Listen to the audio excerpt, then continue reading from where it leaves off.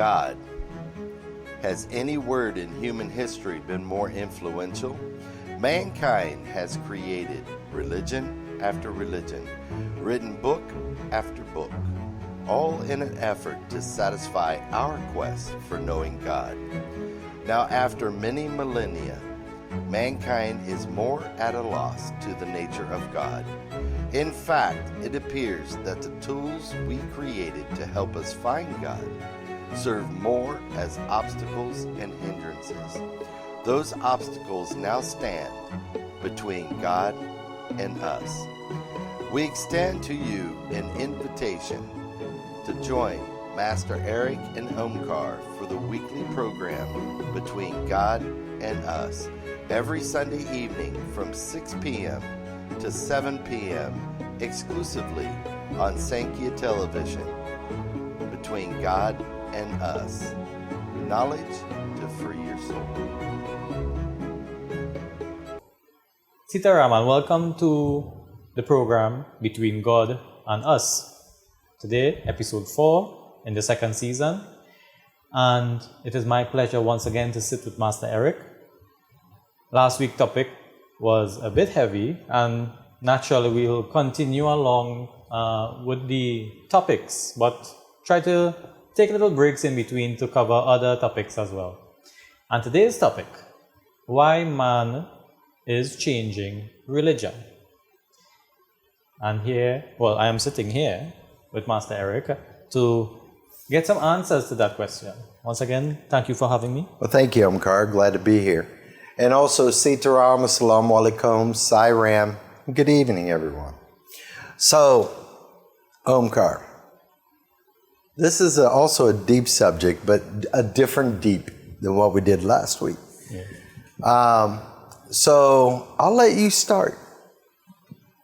Well, I think everybody knows by now that in between we have little chats. Yeah. And one thing that came up between us was, how man is changing religion and the extent, because I was asking you in the conversation that these scriptures are ancient. The rishis and munis and all, even the wise men of the biblical texts, they were great men beyond what we could understand. Even I cannot even begin. Oh, their abilities was outlandish. But you have modern people who, it is apparent they have very little understanding of their own self, but they want to change scripture for the modern times. They say, you have to get with the times. Religion has to get with the times. And I find it almost a laughable idea when the ancient scriptures are so in depth that nobody could even, I don't think anybody in the modern time could even write that scripture. But then now, why is it happening? Why do you think people feel the need to do that? And is it right? Okay. First, we have to go back. All right. Okay. Now we got a reference. So you got Yusa, which is also between the Hebrew and the Abrahamic religion. Right. Okay. Scriptures was dictated. Then you had from God to the rishis and munis. Right. The dictation. So what happened, it wasn't dictated at that time. It was given. Okay? And then they started writing it down. Mm-hmm. And a lot of times, like the Sumerians, it was written down not with ink and paper or the different type of, some use ghost scan, whatever. But the Sumerians, they chiseled it in clay tablets. That way it could stay. It wouldn't warp, it wouldn't rot, and a lot of deciphering came from that. Now, I know what you're trying to say. A lot of young people are stating this, and they're confused. Because why would something say this and then we're doing the opposite? Or we're making changes as we go. Now, what I believe, this is just me, that the rishis and munis, they weren't normal people. They were actually super gifted. And when this was spoken and told to them, and they started writing it, remember, God knows the past, even before creation, to the end of creation. He knows what's going to happen, and He knows when it's going to happen.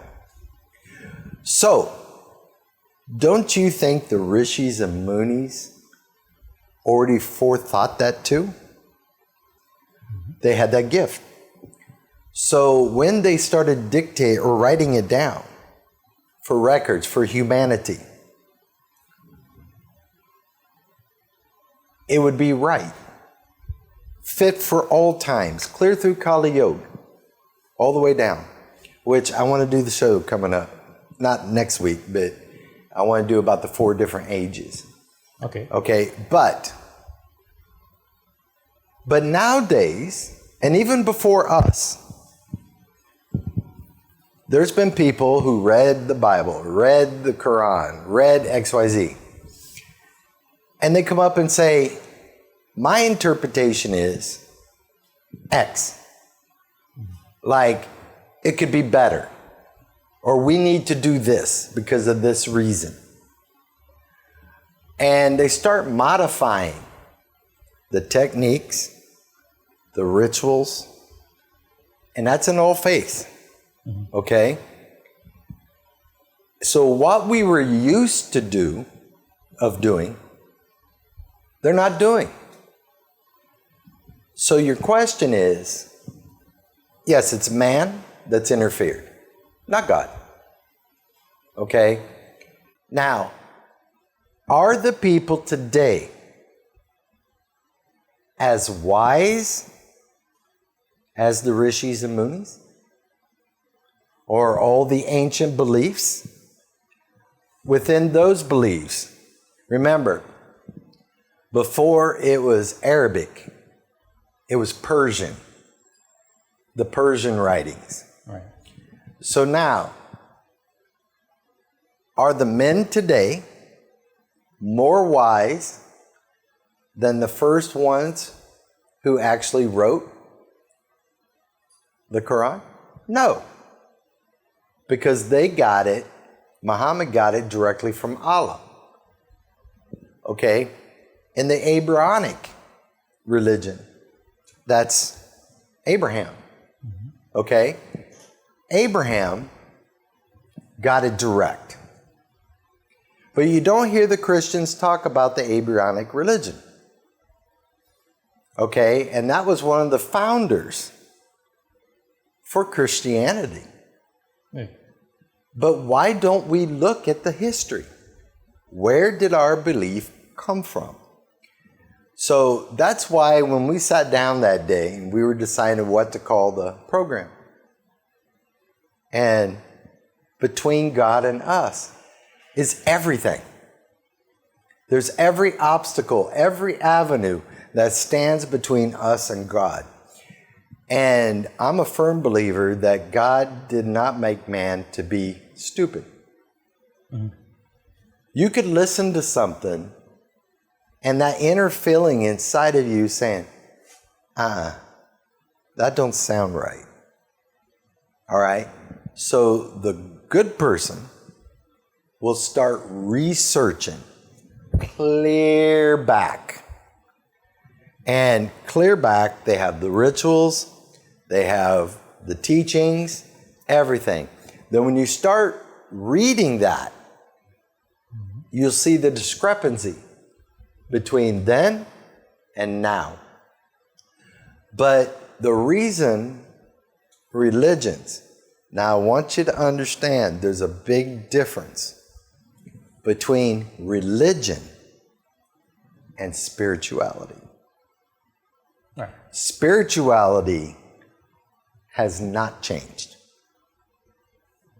Religion has changed.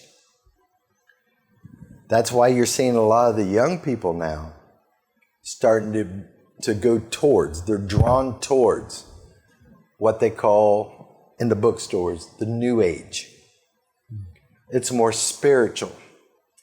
It's not religion. Okay? The yogis, they're not religious. They're spiritual. The Hagoras, they're not religious. They're spiritual. Okay? Now they have their little rituals, but most of it, 90%, is all meditation. Yeah.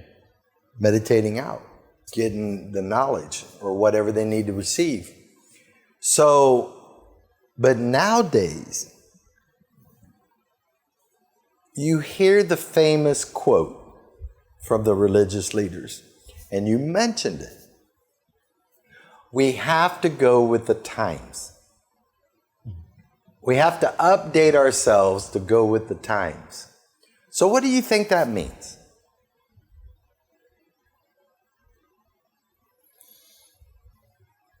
To me, I think that's a pursuit in the material, not the spiritual. That's what I think that means. When I hear that, the reason I say it like that is because the material is always changing. That's the nature of material. But the spiritual is everlasting. Correct. But who is drawn to who? What do you mean? Isn't humans drawn to material? I think humans drawn to the material. Correct. Now, so let's ask another question. In order to progress spiritually,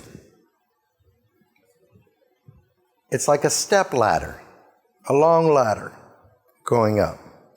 And I did programs in the past. What are the 34 golden rules to reach where you need to go? That'll be a good one to do. Now, everyone has to have a religion as a basis. Okay? Okay. A base to come from. Right. Okay? Now, the leaders of where they go to, they have a job to do. And the job is to, one, educate you in the belief. Not just preach. Educate you. Take time to teach you. And some religions have rituals that they do. Like in Hinduism, you have your jap, you light your diya, you offer your offering, you throw your gel, you do hawan, you do puja. Okay? And that's all great, don't get me wrong. But that's for beginners. Okay. Now that same spiritual leader is supposed to take you to the next level, to the next level, to the next level. I'm not seeing it being done. Eventually, you will do your pujas, not with material things. You would end up doing mental worship through meditation. You could do everything you do in the physical world within the meditation realm. Yeah. Then from there, you go to the next step. So, I remember the 5 stanzas, no. Mental worship of Lord Shiva. The story is Pushpadanta had the ability to levitate and he lost the ability through some punishment. And he created the mental worship of Lord Shiva, which is a full puja mentally. And because it was written so beautifully and done so beautifully, he got back the ability to meditate. the mental worship in reality is more accepted. Now, there's going to be some religious leaders out here hearing me say that. Now they know deep in their heart it's true. Why? It's more intimate. You have that total intimacy between you and God. You're not having people clanging pans in the background.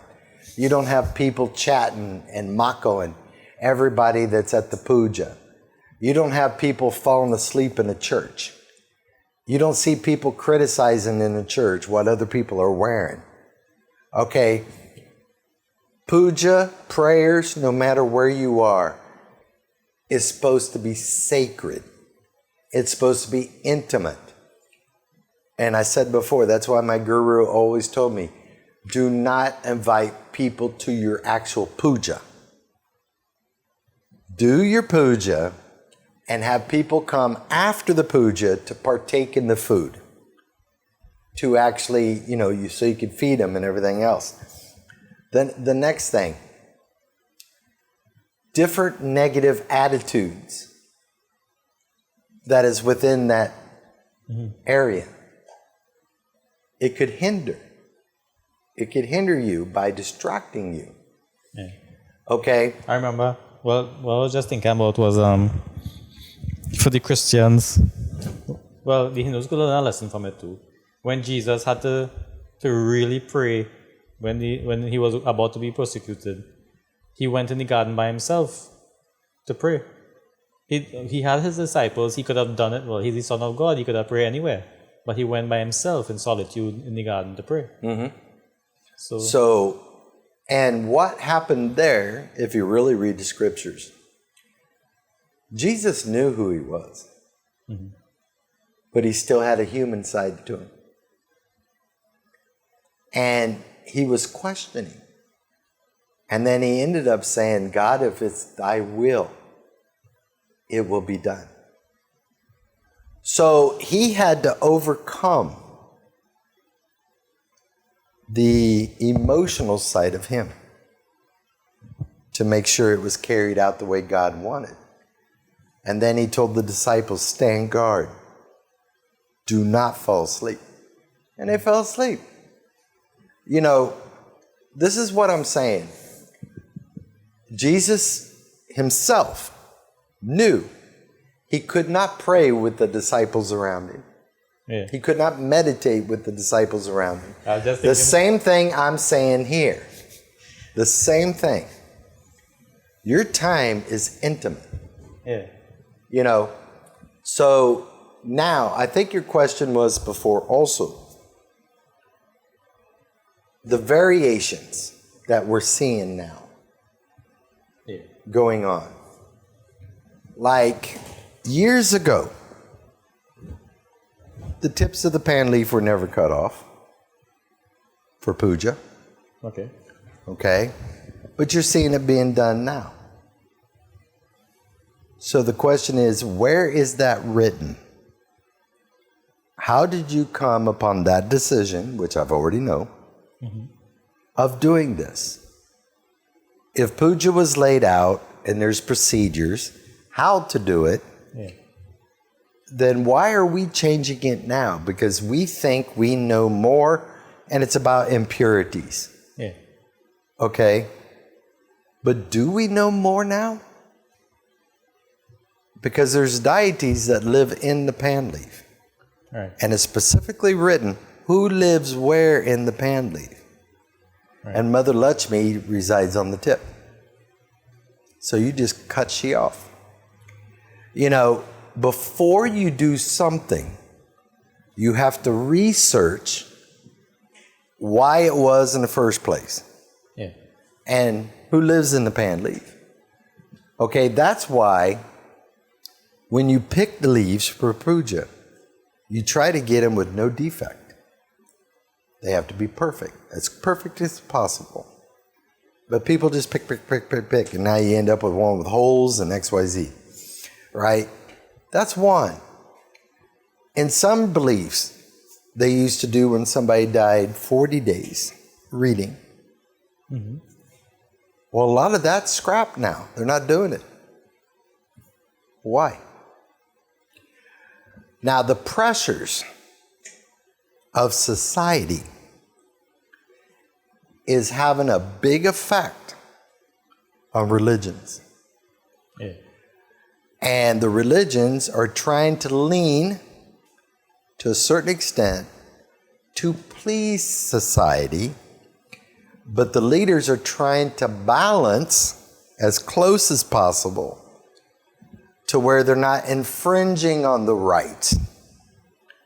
But technically they are. So the question is, all the deviations we're seeing in Christianity, Hindu, Jewish, the only deviations is the exterior of the Muslim faith. The scripture, and they could boast about it, has never been deviated. But the techniques of what's done during a funeral and XYZ has been manipulated, but not the scripture. Okay? The Christian Bible is being rewritten God knows how many times. Okay, some are easier to read than others. But the more we try to make things more simple, don't you think we might be taking something away? Yeah. Well, I was just thinking something that when you stated it, that the religious leaders, the different religions, they are trying to tailor the rituals and religion to suit society. But that's the dumbest. To try to balance it. Yeah. But when you hear it being said out loud, it's the dumbest thing, the dumbest idea to do that. Because society is made up of people. Well, let's not say dumb.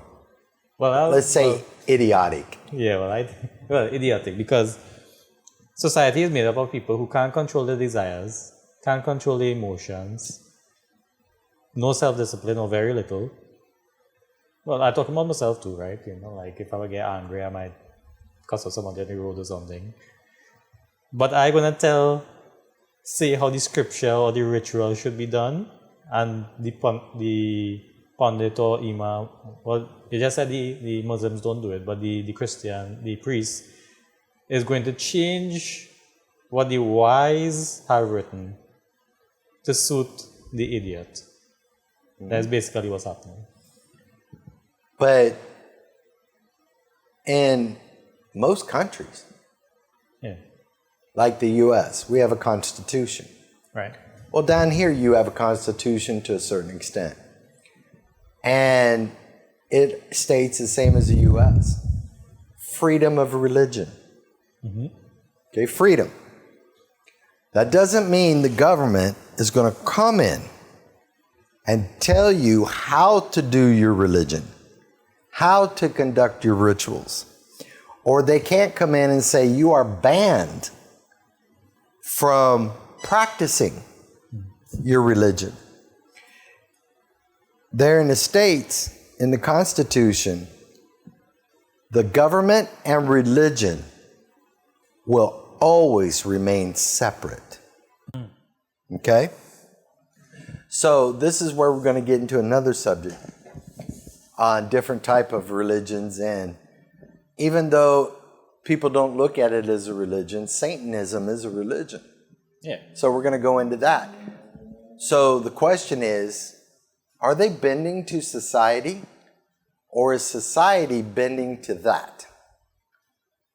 Because now they've approved it in some of the schools, which we're going to go over.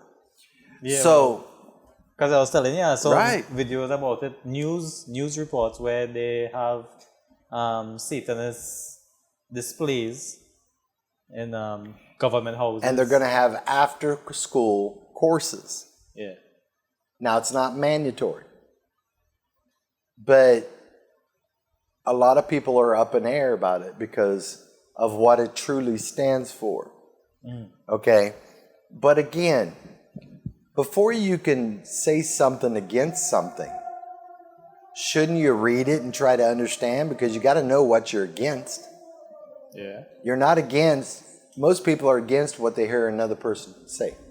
Right. No. You've got to research. So, are we heading humanity? Are we heading down the right road now?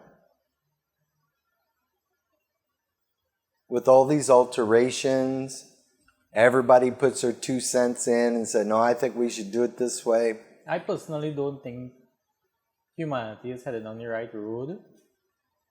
But when you think, according to the Hindus, what they teach, it is inevitable. No, it's going to happen. Because we talk about Kali Yuga and what was written that happens in Kali Yuga. I don't know if it's like God predicting, well, this is human nature to end up this way and to go further down, or is it some universal, let's say, like gravity, right? Like this is the way it goes. I don't know. Okay. I want you to look at something. Right. When something's put out and it's written, and it's been millenniums, I mean, we're talking many. If you just look at the Vedas, Yeah. that's way back. Okay? Now, the Bible, the Quran, and all the earlier religions, not earlier, but latter, Right. it's new. Yeah. It's 2,000 years or less. Okay? So the other ones can predate 3,000, 4,000 BCE. Right. Now, I think what you were getting at the beginning was, what was the thinking level of those people back then?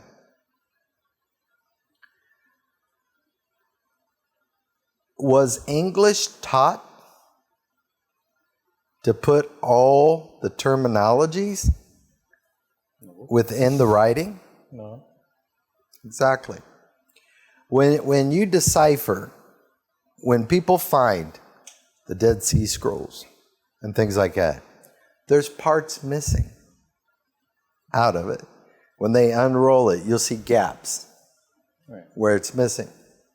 So now the human in this century or last century has to decipher and guess what is in between these blank areas.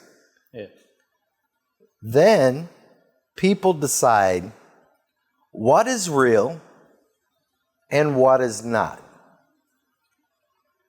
So let me give you an example. In Christianity, and I mentioned it before, in the Council of Nicaea, it's between 314 and 317 AD. The Council of Nicaea, ran by Constantine. And Constantine was in charge then. Yeah. Okay? With the Romans and everything. And they decided what was real and what was not. So they pulled those books out. Because you were asking me the other day that there's so many gaps in the Bible and other religions, right? Yeah. Like when Cain came upon a big city. Well, who were they? Yeah. Well, don't talk about it. Because they pulled out the book of Enoch. And I have the list of the 27 books, and I've got most of them. So I do want to go in it. But man has interfered from the beginning of time. Now, each generation thinks they're smarter than the last generation. Yeah. Now, society now, because of the political pressures of certain things in society, they are wanting to change what is accepted in the religious beliefs. Yeah. So when you look at it, if you, as a spiritual leader, and let's say you truly believe in the scriptures that you have, should you deviate the rules of the scriptures to benefit people to come to your institution? Or do you stick with what's written and teach why you are doing what you're doing? Otherwise, that means society and the religious leaders today has to come together and totally rewrite the scriptures. Yeah. There's something else. Well, we were discussing it before. And because we were talking about the Valmiki Ramayana and how the what I will say, that the Ramcharitmanas was Tulsidas changing the Ramayana, the Valmiki Ramayana.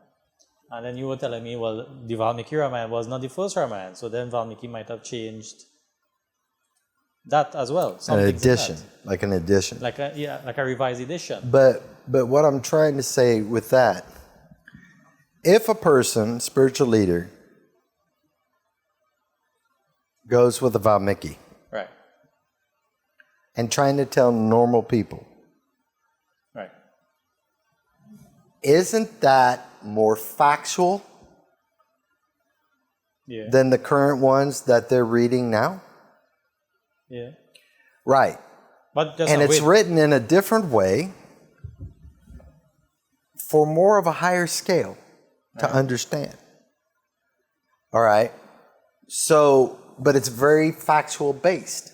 Right. All right. So, what are you trying to say? Is if they read the Valmiki, is that the real one? Or is that been translated and through translation we've lost some things? Things might have been lost, but things might have been omitted purposely. Or changed. Bingo! Or just changed. like I talked about with Constantine.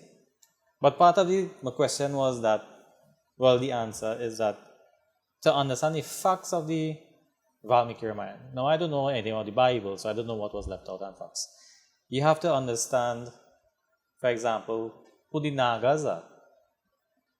Hanuman's race, well, whatever they say Hanuman's race was, right?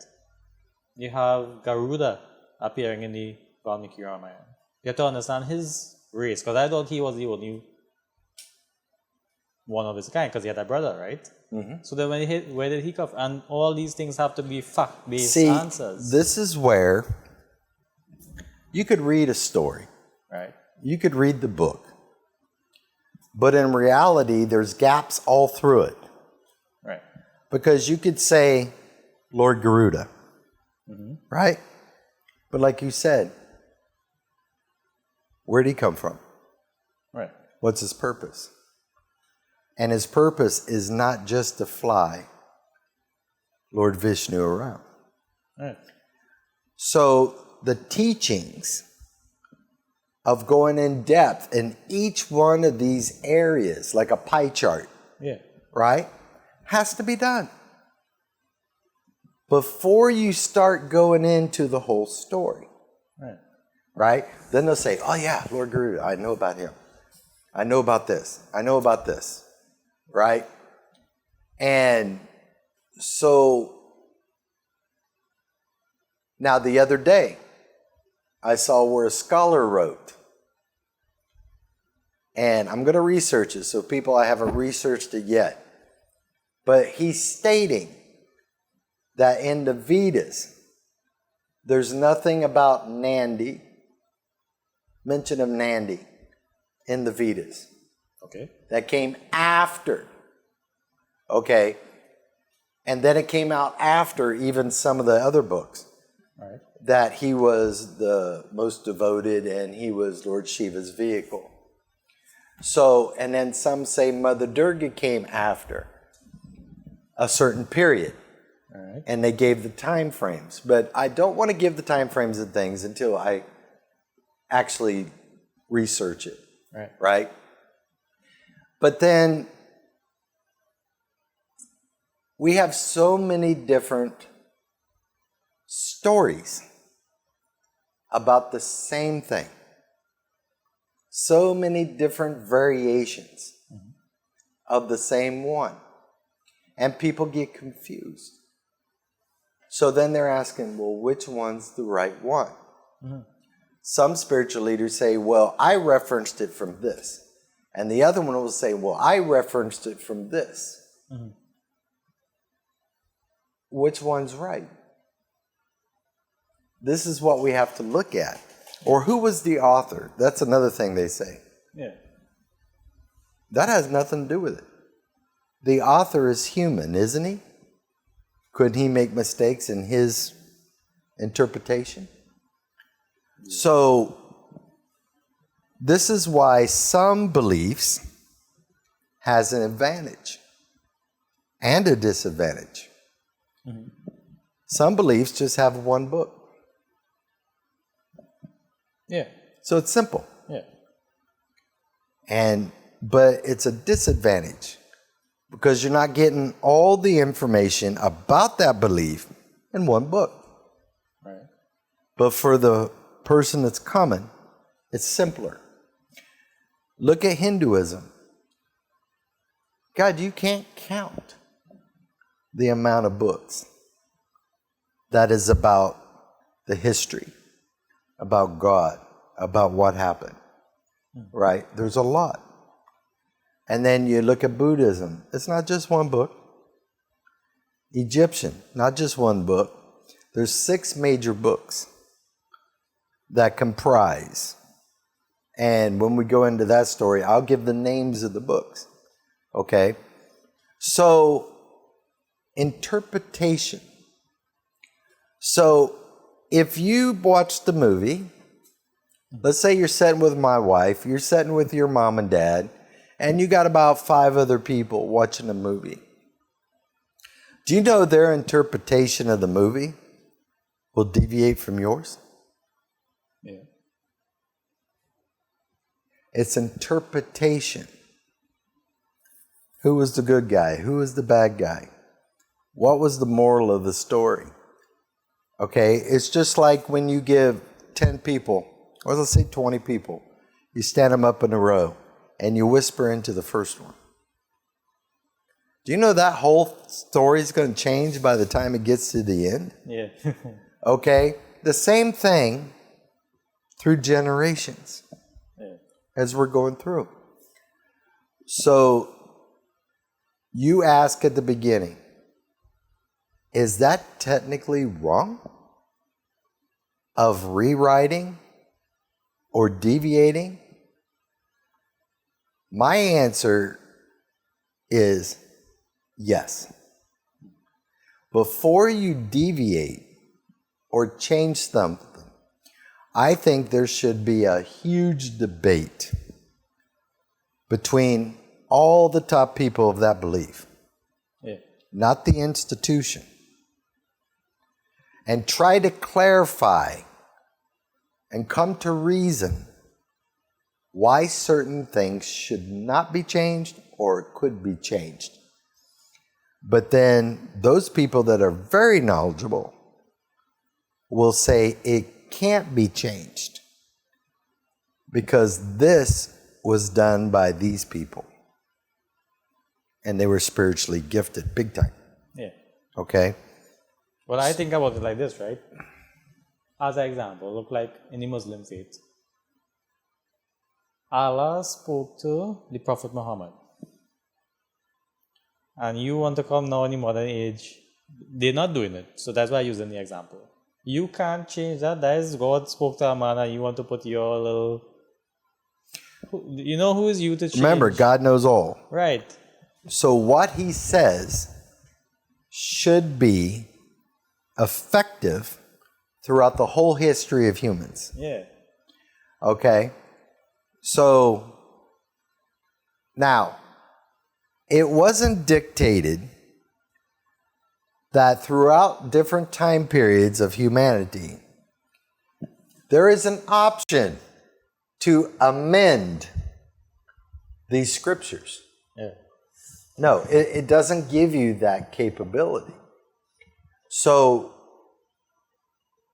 again, But then is it a sign then, if for the people out there, if you are following a spiritual leader, no matter the religion, who changes the scripture, is it a sign that that person doesn't really have knowledge of the scripture?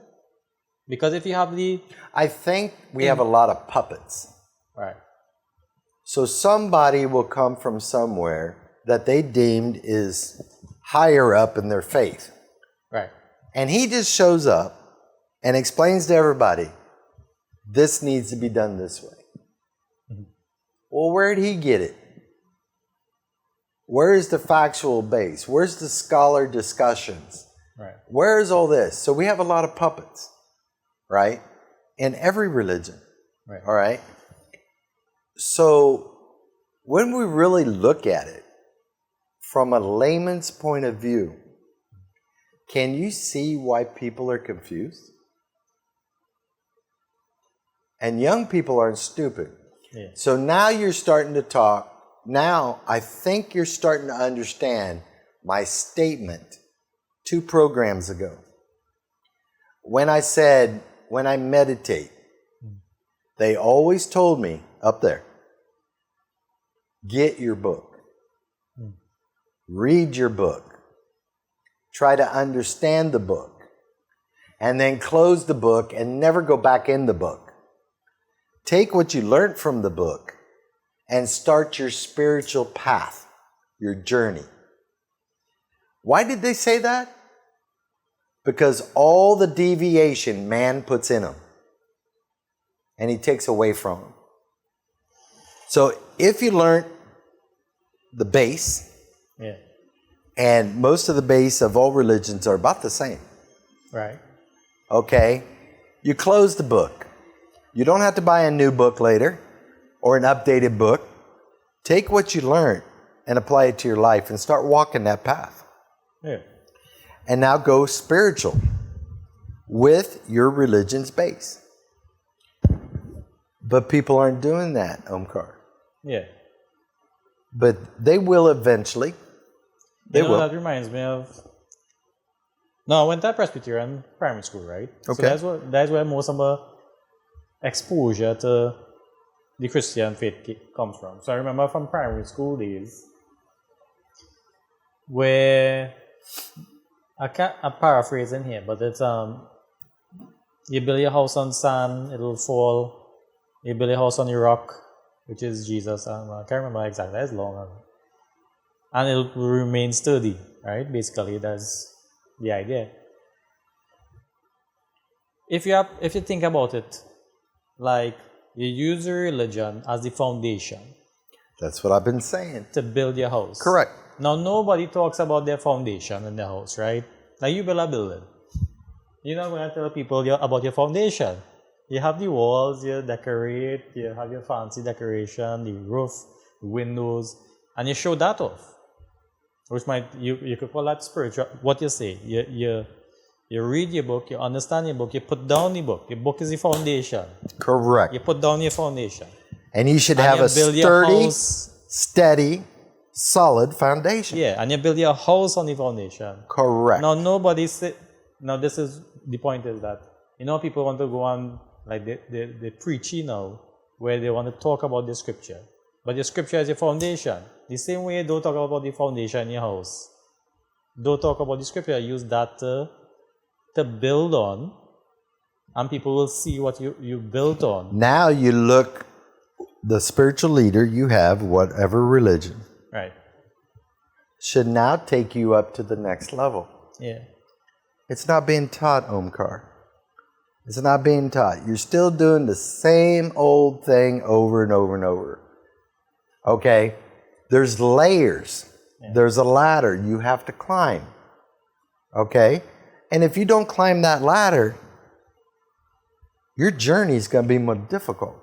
Yeah. So... That's like you build a foundation and you just pitch a tent and you live on the foundation alone. There you go. Building a house on top of it. Correct. But is this being done and taught? No. Okay? If we keep spinning top in mud, how far can you reach? you can't reach nowhere because you're still spinning top in mud. Yeah. Okay? So that's why they say, now they're not saying don't ever go back in the book. What they're saying, don't keep quoting from the book and you haven't applied it to your life. Yeah. Okay, that's hypocrisy. All right? So the theory that they were telling me is super sound. It's super sound. Nobody could come in and tell you otherwise. Because they can't say, well, our religion says, no, that religion we're talking about is the solid base foundation that we are expanding up. Yeah. Right? So nobody can go against that. You know, but young people today, they're lost. A lot of them don't really believe in the religion they're in. You know, and it's sad. Because what's going to happen in 20 more years, Omkar, if we've lost 50% of the young people already in every religion? What's going to happen 20 years from now? You know, this world is going to be in a whole different ballgame to live in. We're seeing how negative it's getting now. Yeah. Just with crime, the way people react, the hatred, the anger they have in them. What's it going to be 20 years from now? You know, you was telling me something. I can't remember if we discussed it in between recordings or if it was in the program. But where humans, like God built humans in a way where intuitively we know when we hear something, if it's right or wrong. Correct. That's what I was mentioning earlier. Yeah. So that now the young people, it's not that they turn away from religion, but probably they're hearing something where inside it's like, you know, that not feeling right. They're not sitting, it don't feel good when that goes down inside and you process it. And that's why they're turning away, because so the spiritual leaders, religious leaders are changing for the times because they're thinking that's what they got to do for the young people. To bring them in. But when the young people hearing it now, it goes down and it doesn't feel good. With intuitively the way God designed us, and that's why they're turning away. But if the religious leaders understood their religion in a more complete way and really brought out the essence of the truth of the religion, then it would sit well with the people where they would engage in religion more. See, and I hate to bring it up because people say I'm stereotyping people, but I'm not. However people want to live, yeah, that's their own business. Right. That's their free will of choice. The only time I have an opinion is when scriptures say one thing, right, and you as a spiritual leader does the opposite. Right. That confuses young people. So let me give you an example. Even though in society and today,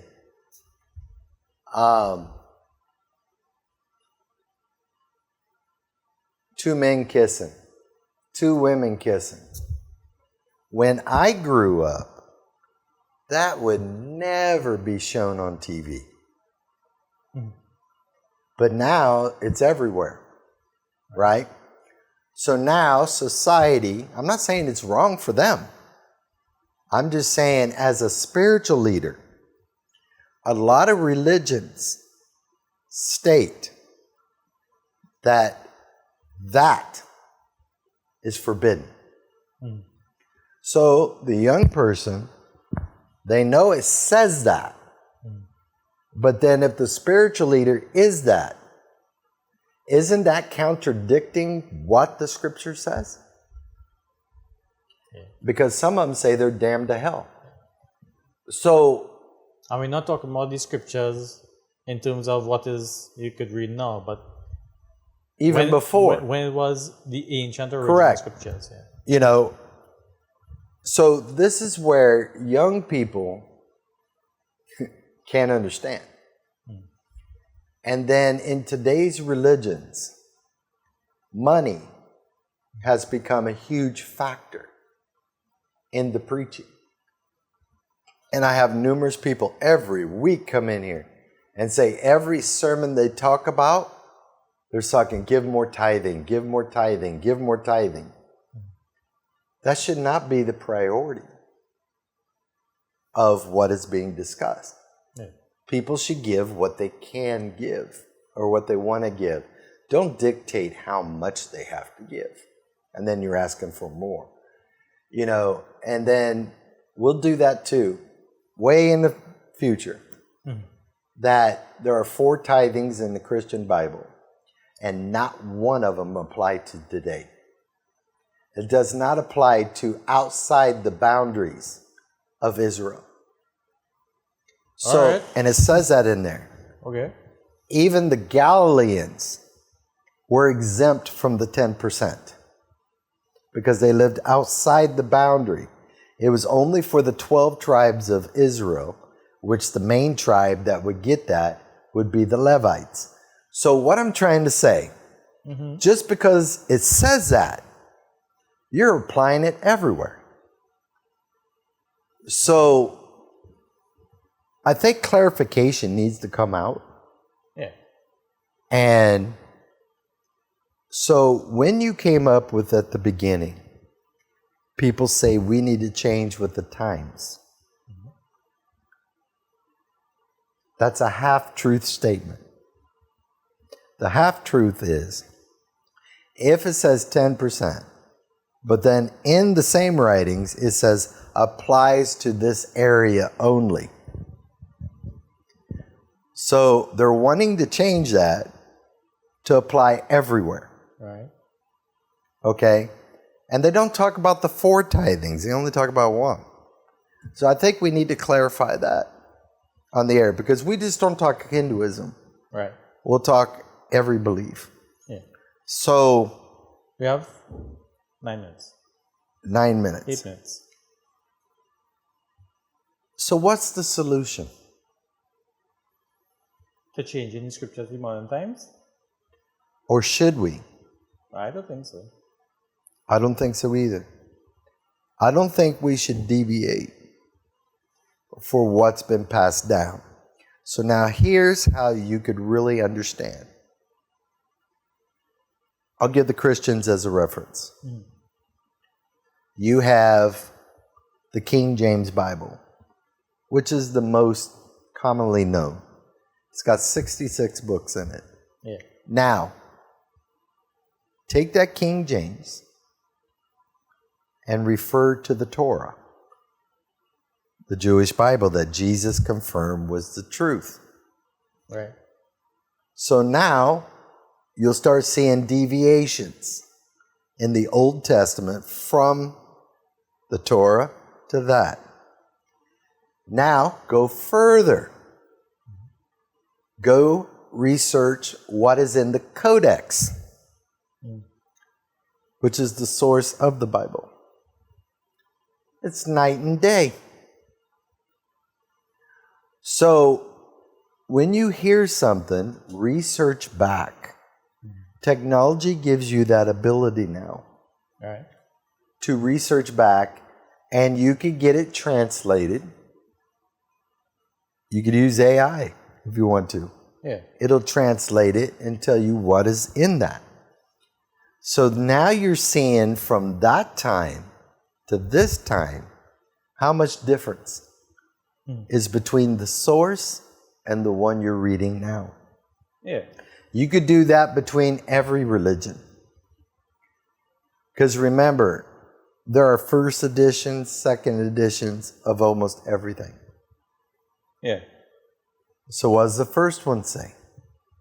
See, this is where people, in my view, needs to not be lazy and just believe everything you hear. You need to research. Yeah. I look at it a little different, but in the same vein, which is because I'm Hindu-based, right? Not a Hindu, but Hindu-based. Where, like when they read these stories about all the Puranas and all the stories and the accounts of people who did their sacrifice and they did their penance and they did their rituals in order to get boons, in order to achieve certain goals, to have certain events take place. To read about the discipline and the sacrifice in order to get these goals and the type of goals, the type of boons that they asked for and got, and the type of people that they became. To change that to suit the modern times, where you're just praying to get a car, or you're praying to get a nice house or a job, it looks like, let's say you're abusing something powerful then. You have something so powerful, but you want to change it to the modern times to get something so trivial. Or to make it easier on you. Yeah. So that's why the word wealth in spirituality Right. does not mean money or material things. Yeah. It means knowledge. So, you'll hear people do a reading.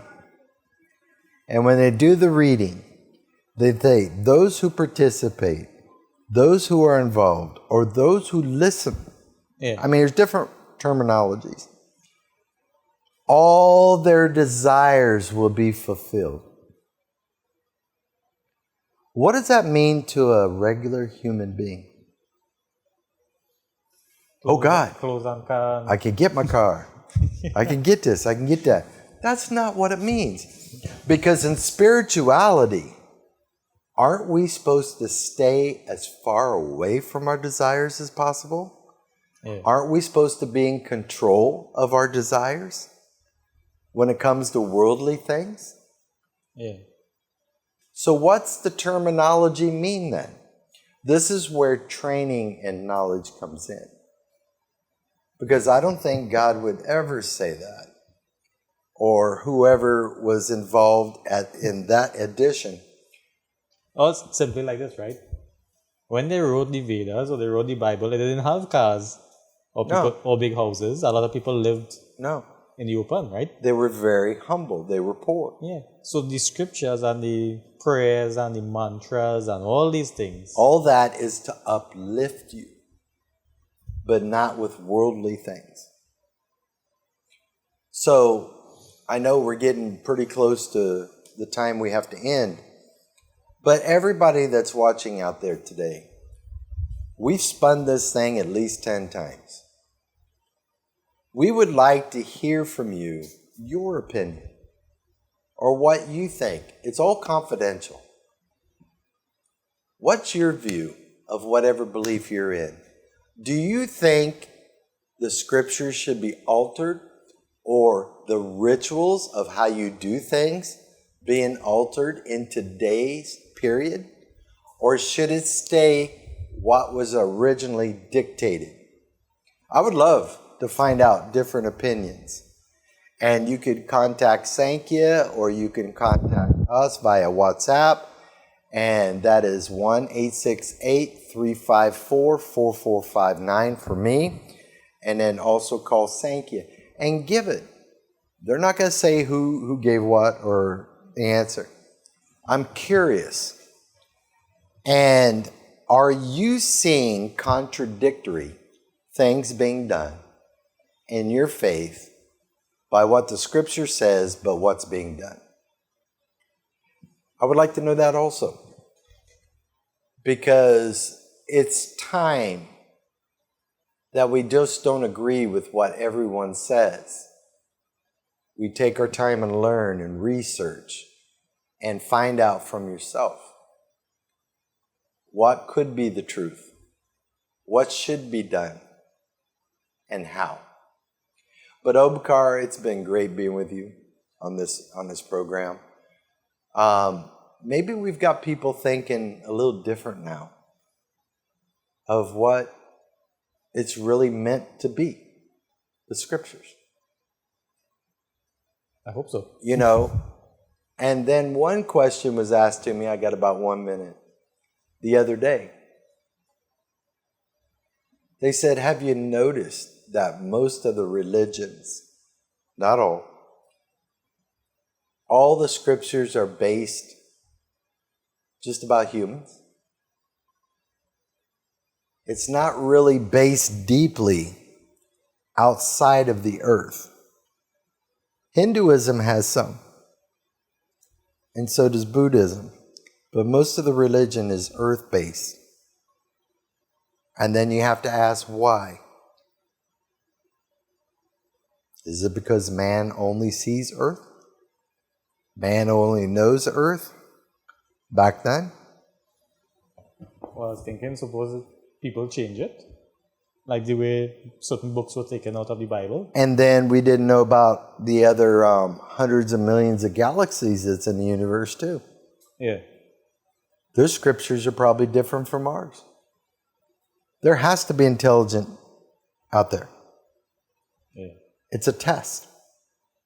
But anyhow, we'll go into that later about why is Earth Earth? And what is the purpose of Earth? Okay. But it's been a pleasure being with you, Omkar. And everybody, it's been a pleasure being with you. And please have a very safe week. See you next week. God. Has any word in human history been more influential? Mankind has created religion after religion, written book after book, all in an effort to satisfy our quest for knowing God. Now, after many millennia, mankind is more at a loss to the nature of God. In fact, it appears that the tools we created to help us find God serve more as obstacles and hindrances. Those obstacles now stand between God and us. We extend to you an invitation to join Master Eric and Omkar for the weekly program Between God and Us every Sunday evening from 6 p.m. to 7 p.m.